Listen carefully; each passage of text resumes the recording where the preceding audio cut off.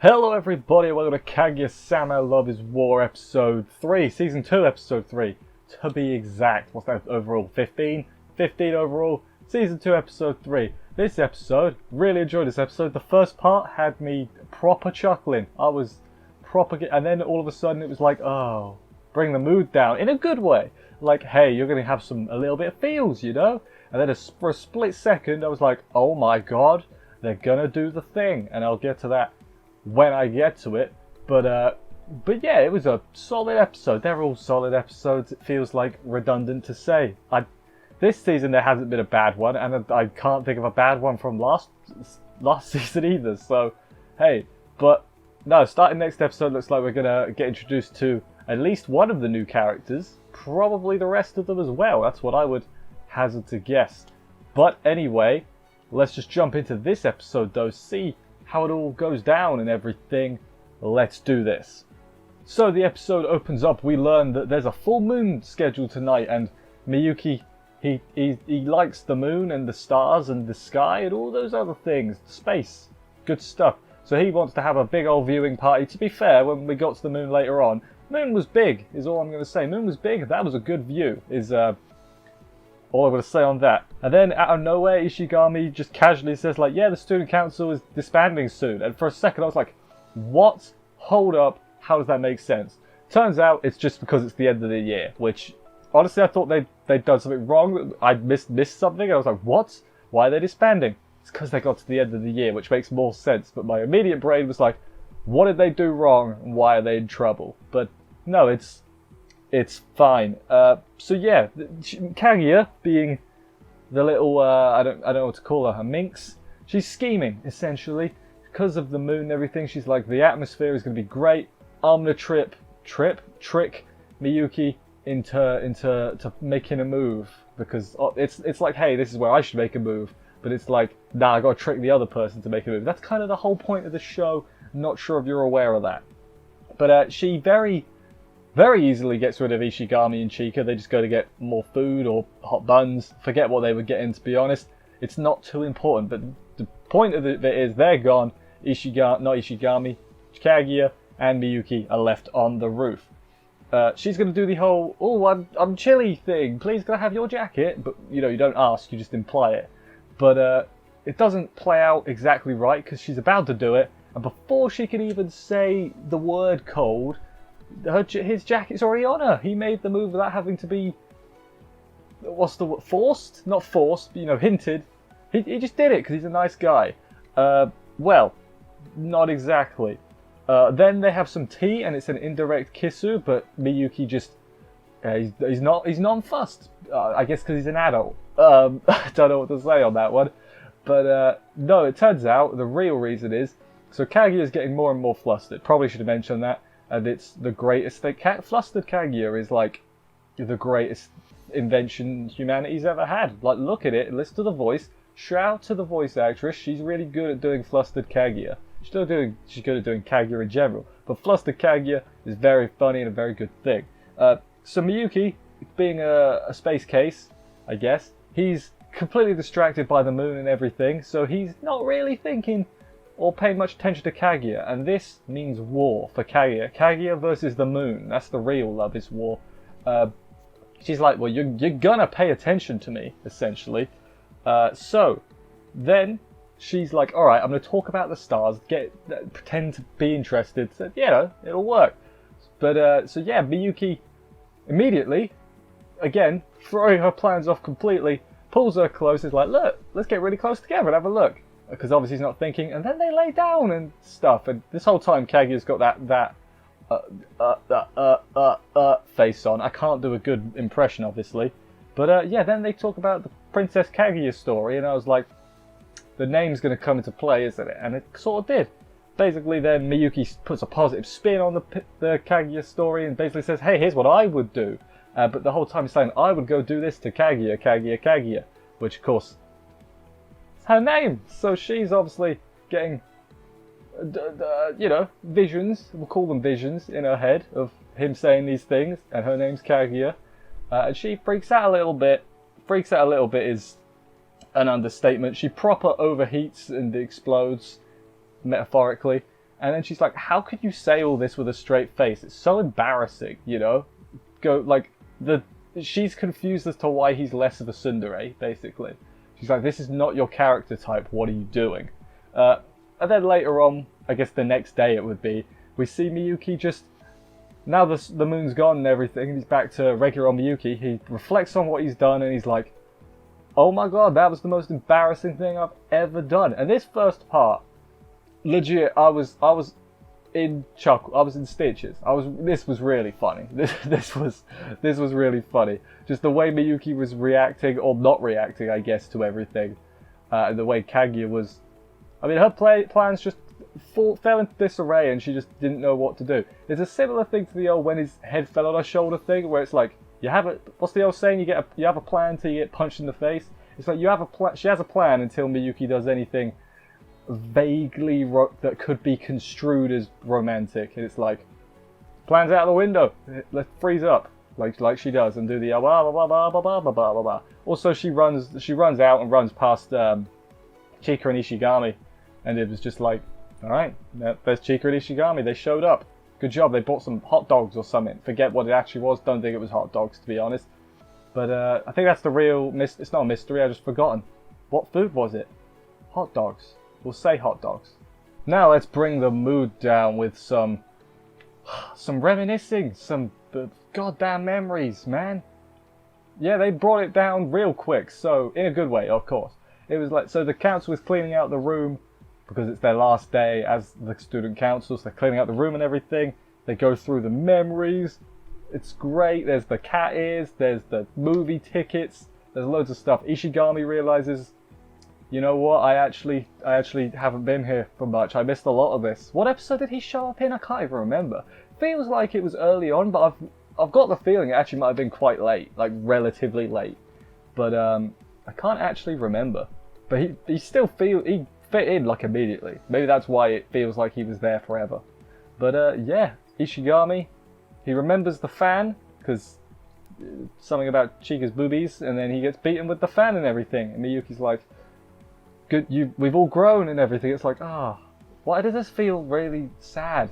You know, I'm a bit getting me in the feels a little bit. And then of course they find a secret room.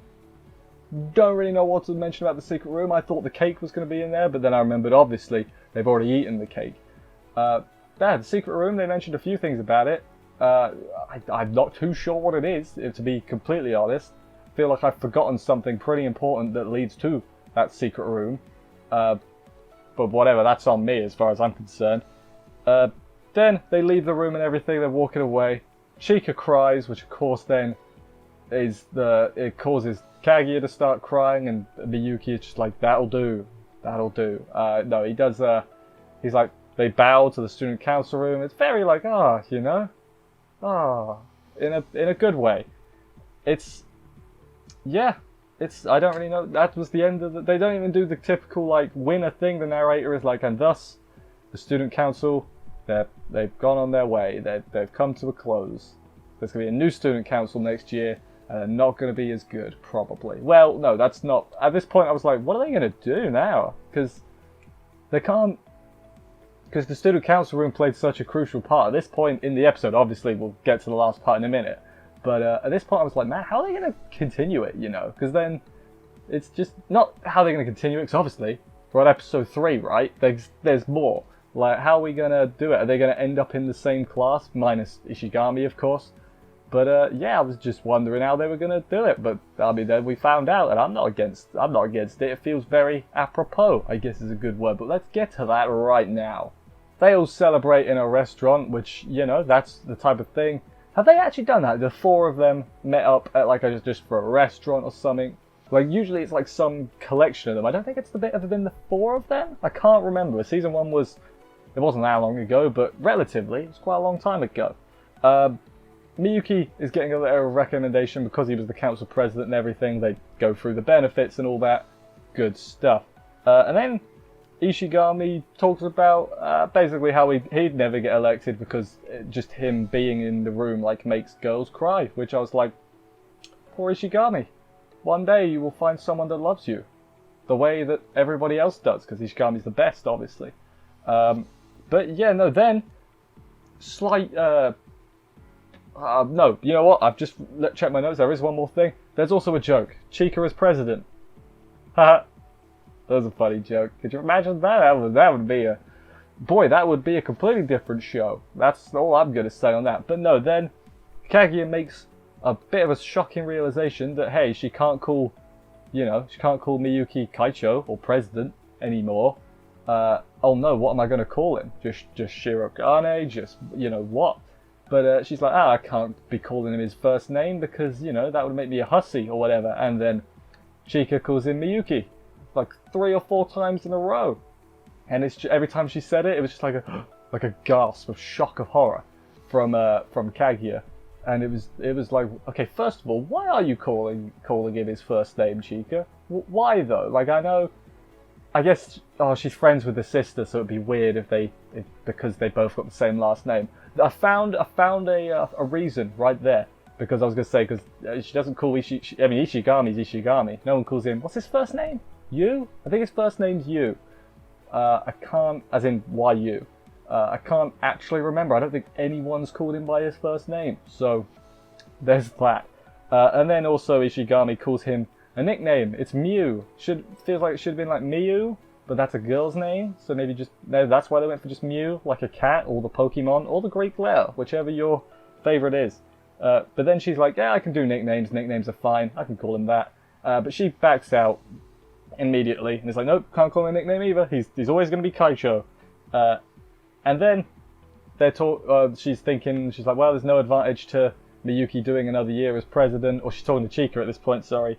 And then they're on the way home, and it's very like sobering, because they're like, yeah, we won't see each other a lot now. This is probably the last time we'll all be in the same place, you know? And I'm like, is the joke going to be that they're in the same class? Are they going to make their own club?